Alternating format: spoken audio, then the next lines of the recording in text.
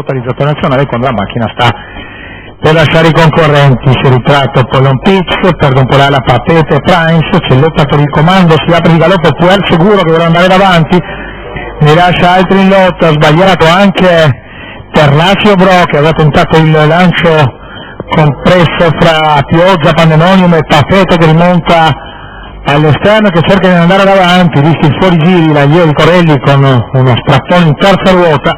Comunque 14-4 il lancio del leader davanti a Pensiero Adri che taglia fuori Pandemonium, bene anche dalla seconda fila Pachita Pisana, corsa con un quarto molto acceso all'inizio, 29 e una virgola per Papet Prince che passa davanti a Zeboni 500 in piena spinta con 2 di margine.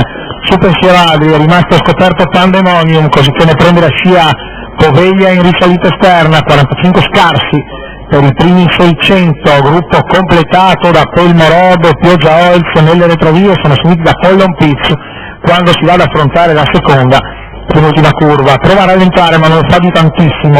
Papet Prince ancora 31,2 di frazione e quindi ne vengono fuori 800 piuttosto svelti. E Pensiero Adri che segue la leader, anzi va ad attaccarla subito ai 900 di gara appena la capofila mostra segni di cedimento. Vengono Pandemonium, il chilometro in 16,5, Poveglia e si muove anche Pelmo Rob dal fondo che va largo in mezzo alla pista a recuperare metri. Gruppo che si ricompatta abbastanza nella scia del fuggitivo.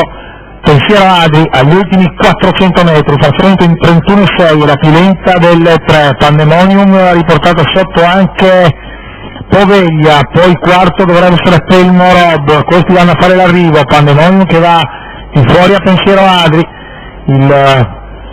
l'ultimo paletto in 14,8 con Pensiero un po' stanco, attaccato da Pandemonium, si è buttato all'interno Poveglia, finisce bene Pelmo Rob ma è tardi per arrivare sui primi, lottano testa a testa i primi due e Pensiero Adri mantiene una mezza testa di vantaggio mentre